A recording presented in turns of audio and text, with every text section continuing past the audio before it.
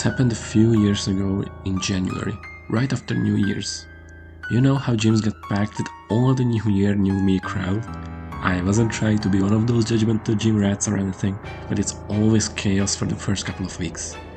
People don't know how the machines work, there's no space in the locker room, and everyone's just kind of in the way.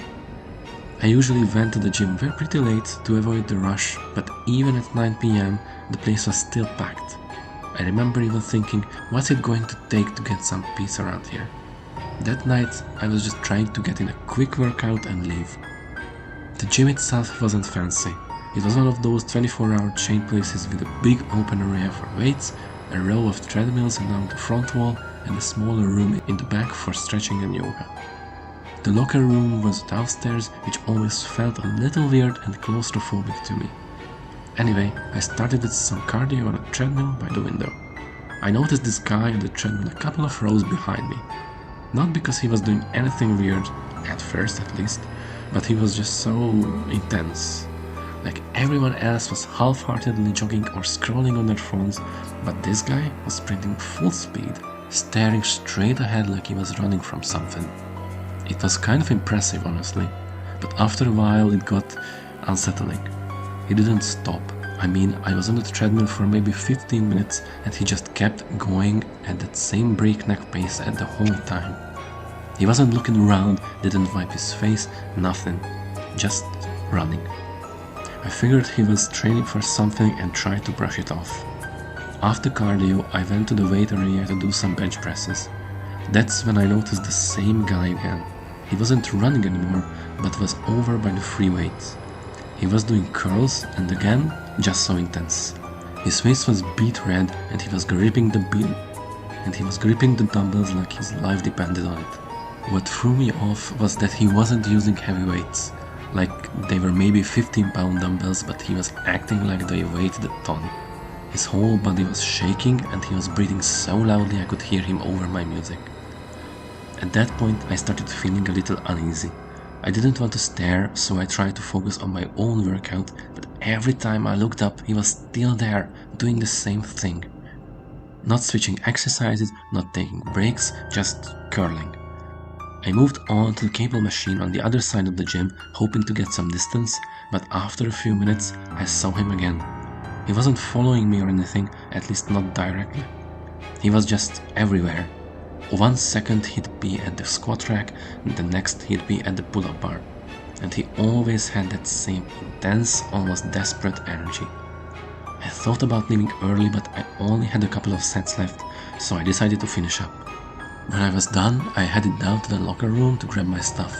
The locker room was mostly empty, which wasn't surprising since it was late. I opened my locker and started changing out of my gym clothes when I heard the door creak open behind me. I glanced over my shoulder and sure enough, it was him. He walked in slowly, like he was looking for someone. He didn't have a bag or anything with him, which I thought was weird.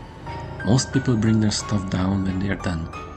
I told myself he was probably just going to the bathroom, so I went back to getting changed. Then I heard his footsteps. They were slow and deliberate, echoing off the tiles. I turned around again and he was standing there maybe 10 feet away, just staring at me. I didn't know what to do. My heart was pounding, but I tried to act normal. "Hey man, you good?" He didn't say anything, just kept staring. At this point I was officially freaked out. I grabbed my bag and moved toward the door, but as soon as I did, he stepped in front of me, blocking the way. "Can I help you?" I asked, trying to keep my voice steady. Still nothing. He was way taller than me, maybe 6'3", and built like he'd been lifting for years. I wasn't exactly small, but I knew I wouldn't stand a chance if things went south. I backed up a few steps, trying to keep some distance between us. That's when I noticed his hands. They were clenched into fists so tightly that his knuckles were white, and there was this weird look in his eyes. It wasn't anger or anything like that. It was more like desperation, if that makes sense. Like he was on the verge of doing something he couldn't take back. "I'm just trying to leave, man," I said, holding up my hands. For a second, I thought he was going to lunge at me, but then out of nowhere, he stepped aside. I didn't waste any time. I bolted for the door and ran up the stairs and didn't stop until I was in my car with the doors locked. As I sat there, trying to catch my breath, I saw him come out of the gym. He wasn't running or chasing me, just walking, calm as ever. He stopped in the parking lot and looked around like he was searching for something and then walked off into the dark. I never saw him again after that. I reported the incident to the gym staff the next day, but they said they didn't have any cameras in the locker room or the parking lot. I don't know what his deal was, and honestly, I don't want to know. All I know is that I cancelled my membership the next day and haven't been back to the gym since. So this happened earlier this year. I was one of those New Year, New Me people. I'd been out of shape for a while and I decided it was time to finally get my act together. I joined this gym near my apartment, one of those big chain places that's always packed in January. Walking into the gym for the first time was honestly terrifying. I had no idea what I was doing. Everyone else seemed to know exactly where to go, what to do, and how to use the machines. Meanwhile, I was standing there with my cheap water bottle and a nervous smile, feeling like the biggest idiot on the planet.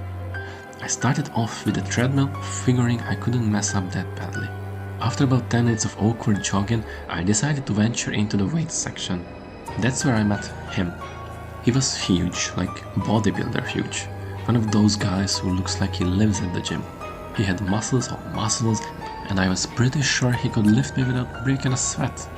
I remember thinking he looked intimidating, but then he walked over and smiled. "First time here?" he asked. I nodded, trying not to sound like a complete loser. "Yeah, just trying to figure things out." He laughed, but not in a mean way. "Don't worry, man, we've all been there. Need some help?" I didn't want to bother him, but honestly, I had no idea what I was doing, so I said yes. He introduced himself, let's call him Mike, and showed me how to use some of the machines. He explained how to adjust the weights and even corrected my form a couple of times. He was super friendly and I started to feel a little more comfortable. Over the next few weeks, Mike and I started talking more. He'd see me struggling with an exercise and come over to help, or we'd chat between sets. He was one of those guys who seemed to know everyone at the gym, always giving high fives and joking around with people. One day, after we'd finished working out, he pulled me aside. "You've been making good progress," he said, "but if you really want to take it to the next level, I've got something that can help." He held out a small vial with a clear liquid in it. "What's that?" I asked. "Just a little boost," he said, grinning. "Testosterone, totally safe. All the pros use it." I hesitated.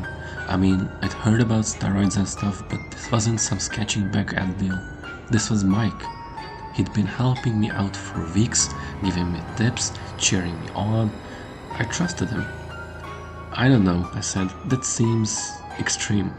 He shrugged. "No pressure, just thought I'd offer. But trust me, it works. One dose and you'll feel like Superman." I don't know what I was thinking. Maybe it was the way he said it, like it was no big deal. Maybe it was my own insecurities feeling like I wasn't good enough or making progress fast enough. Whatever it was, I caved. "Alright," I said, "I'll try it." He handed me the vial and the syringe. "Just a tiny amount," he said. "You'll thank me later."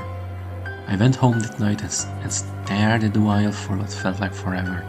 I almost chickened out, but then I thought about how far I'd come and how much I wanted to keep improving.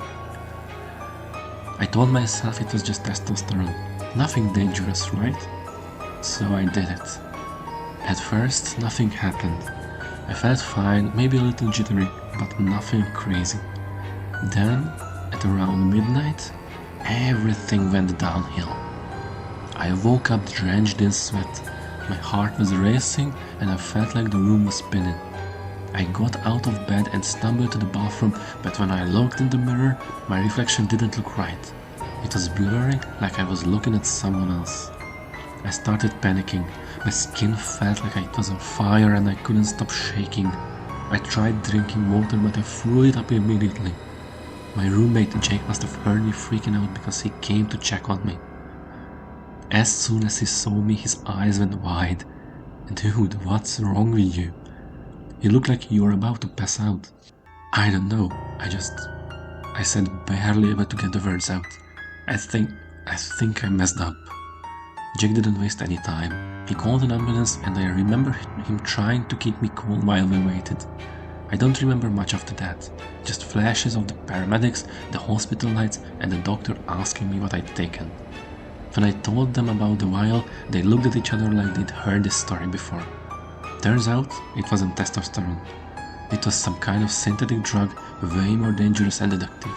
The doctors said I was lucky Jack called when he did. Apparently, one dose was enough to get people hooked, and the withdrawals could be brutal. They kept me in the hospital for a few days to make sure I was stable, and then they recommended a rehab program to help me detox. I tried reaching out to Mike after that, but he stopped showing up at the gym. His number didn't work anymore, and none of the staff seemed to know where he'd gone. Looking back, I can't believe how stupid I was. I let my insecurities and desperation cloud my judgment, and it almost cost me everything. If you're reading this, please learn from my mistake. No matter how much you trust someone, don't mess around with stuff like that. It's not worth it.